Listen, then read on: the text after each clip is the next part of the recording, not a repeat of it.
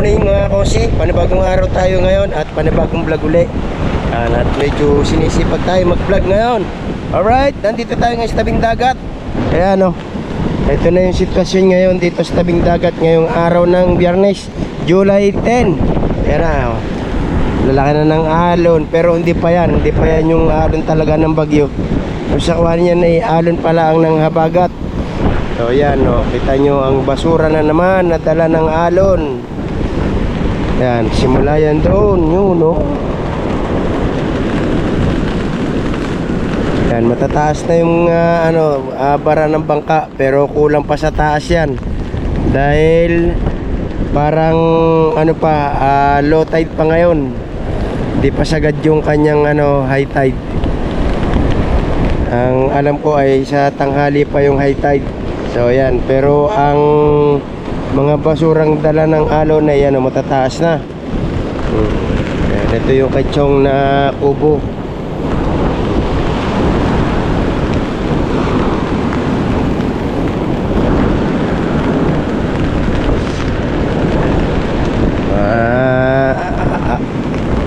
Abot na pala, hindi na malapit, kundi talagang abot na yung cottage ni Chong Luis. Yan o.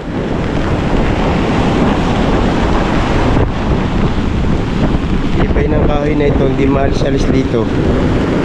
Tagal na yung gustong maalis, gawa na nakakasagabal yan sa punduhan ng bangka. Yan, dilim na naman ng laot, puro ulan. Pero may barko pa doon, no? Nabiyahe pang barko. Right, lakad tayo dito. Yan, ito yung sinasabi kong kubo ni Chong Luis. Yan yung tubig, era. Oh.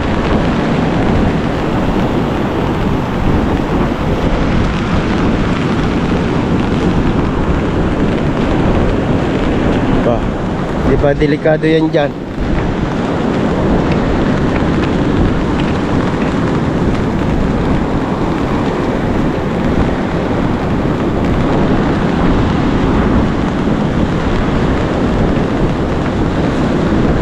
Yung kay kadalubhasang bangka. Tapos yun yung ginawang guardhouse. Yan, mga sapula yung mga cottage dito. Hanggang abot na ng dagat. Mga giba na yung ibang cottage. Tapos yun yung pinaka guardhouse, yung ginawang guardhouse ata ng MDRMC or MDRRMO. Kagago. Dito may bagong tayong culvert.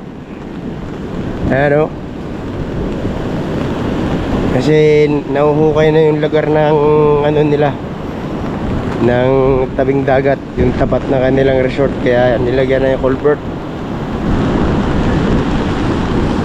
Bali yan, 3 patong yan. Yan patatlo yan, nakasipot na yan, yung culvert na yan. Iwan ko lang kung tatatag yan. Ito nga ayan may mga culvert din yan lalaki, pero wala rin matitibag na yung mga puntasyon sa ilalim yung mga haligi. Patao to, sayang lang ginastos dito. Sayang ang gastos ng gobyerno.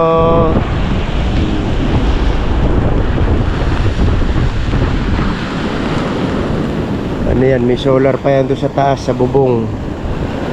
Yan yung pinakailaw niya. Na yan,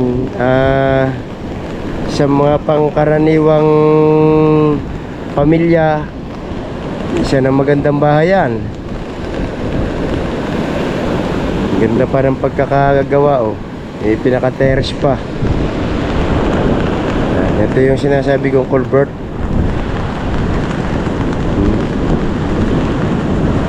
Doon yung tindahan ni na Tapsel na nadala ng alon nyo sa may puno na yun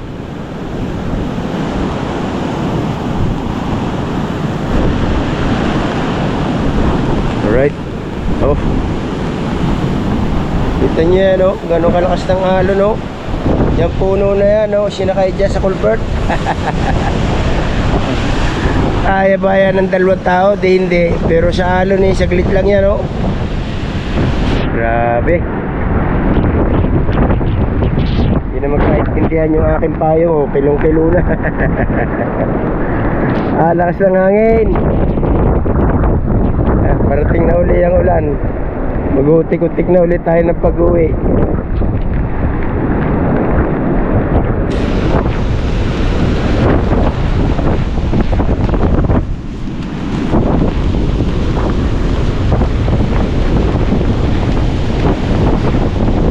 Basura na naman ang dala.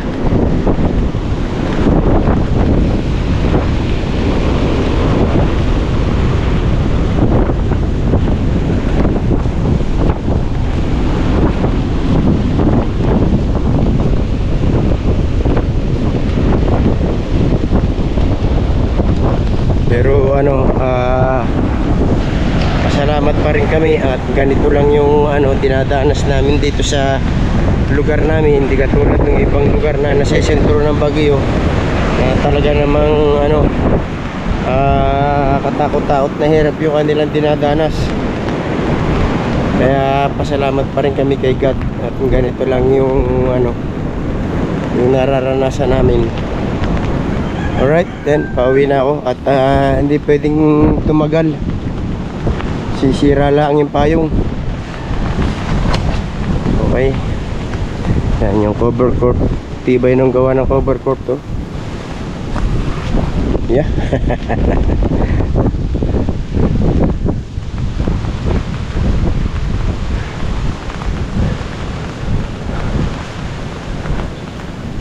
Yung ibang cover court, kita ko mga tanggalan na yung bubong eh. Ito wala, oh. Tibay ng gawa.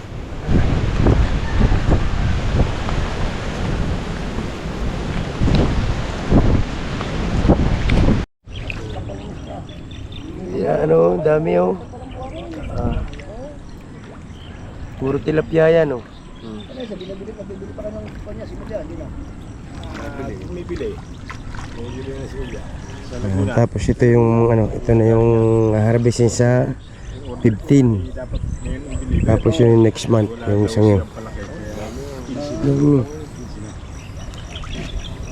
Pero pa yun doon, lumaki ang dami yan. Lumaki. Parang gurami. Yeah. Oh, tanga. Pupugan na yun. Kapal na. Oh, talalaki ah. Oh.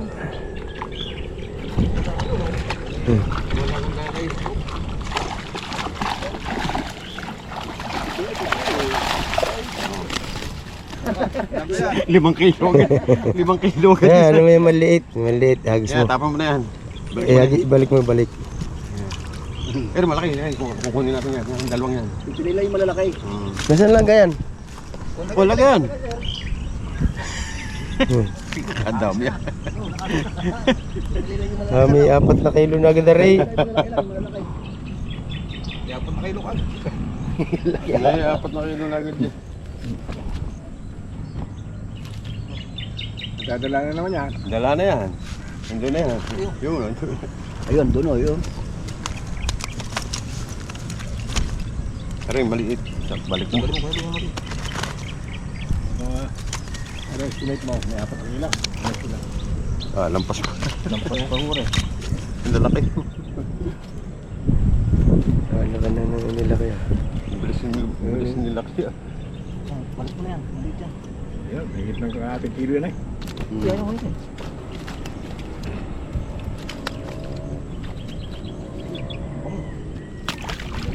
Wala naman ng puso. Doon dyan at doon.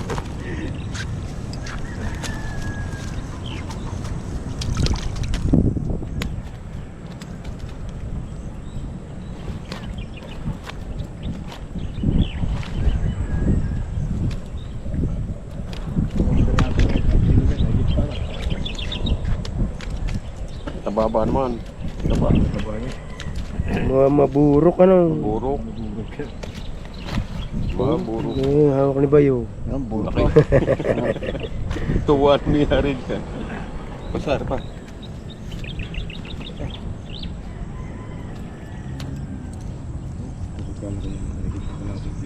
Yeah. Ilang piraso? Baka hindi nabilang. Hindi na bilang, sir. Lagay mo na. Wala ang planggana eh. Ano? Guslingin mo? Kulang. Kurang pa. Ba? Isa pang hagis pa. Doon. Mga isang hagis pa, sir. Malapit na ito bilangin na. Diyan, boss natin, sir. Para mabilang natin yung piraso. Alright. Yan, padalawang hagis. Yung unang hagis ay 10 piraso yung nakuha dahil yung maliliit ay binabalik. Yan, ayos na yan. Buhatin mo na din na pare. Kapal na yan, oh. Ang 4,000 na, bintik na yun, oh. Ay, dali. Oh. Pagkagyan ng hagis mo sa dagat, ah.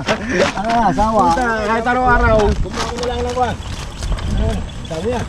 Iliban nyo na yung kwan. Hagis mo yan, hagis mo yan. Hagis mo. Huwag din sa kabila. Huwag din eh. Yung malilit-lit lang. Oh. Yan, pwede yan ba? Yan.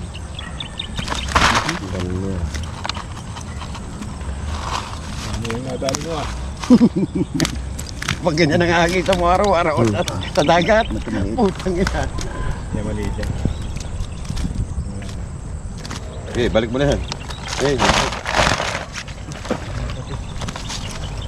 Ito. Malaki yan. Yan, pwede yan. Yan. Mga 5 na lang. Yan na lang. Yan na yan. 4, 5. 5. Ilan pa yung na-repair niya. 5. Dalawa. Yan, dalawa na yan. Dito na yan. No, wag na yung ilikuan nyo na, dali nyo na yan. Umalit na yan. Yan, so doon. Dali nyo na yan. Ayun, dalawa na yan. Paano nyo na yan.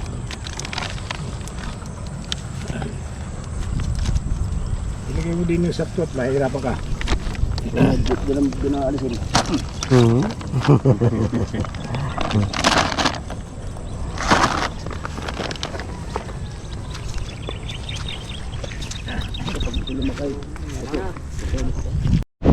Alright mga kausi, and time check natin ngayon ay alas 10 ng umaga. And ngayon lang tumila at maghapon at magdamag na umulan. Kaya ngayon lang tayo nakagala dito sa tabing dagat. Ayan ang sitwasyon dito sa tabing dagat. Ayan na. As usual, pagdadating ng ganitong tag-ulan, andyan yung basura na dala ng alon. Kita nyo, kahit saan kayo lumingon dito, pag dito sa tabing dagat ay talagang ito agad ang makikita ninyo, basura. Yan, ito karamihan dito mga galing ilog yan, yung basura na yan. Tapos nilalabas doon sa bunganga ng ilog, dadalhin sa dagat, itatabi naman ng alon. O yan, wala pa yung mga kahoy na malalaki dyan.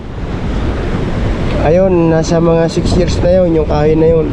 Tsaka yung nandun sa tapat ni Nachong na yun, mga siguro nasa mga 6 years na yan, yung kahoy na yan. At ito yung aking cottage. Nawa naman ng Diyos, nakatayo pa. Pero noong kaninang umaga, mag high tide, ito na. Yan, kung makikita ninyo,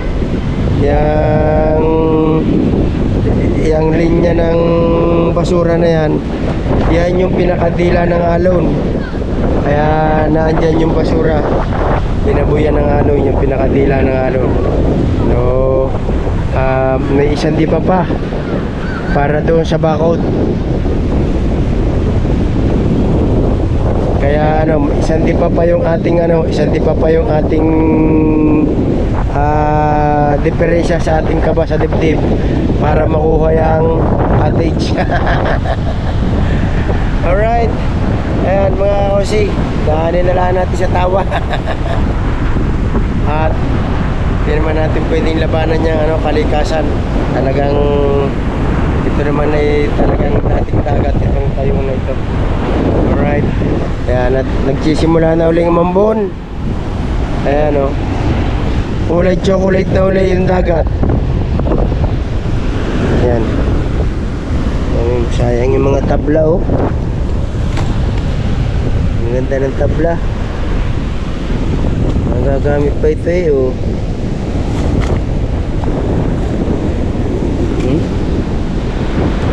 Bilisin natin yan.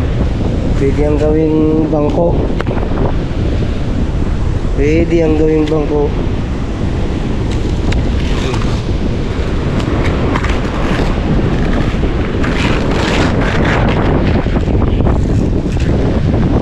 Ayan, sa loob ng cottage. Oh.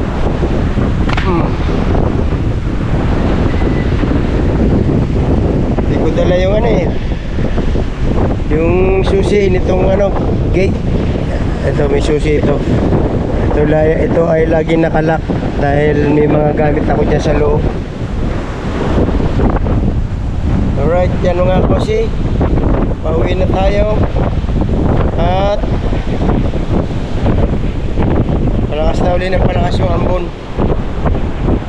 Alright. Yan o.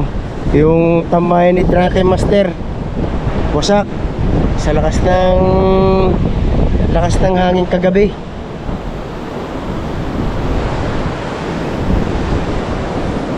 Yan mga bangka. Puro mga nakataas na yan o.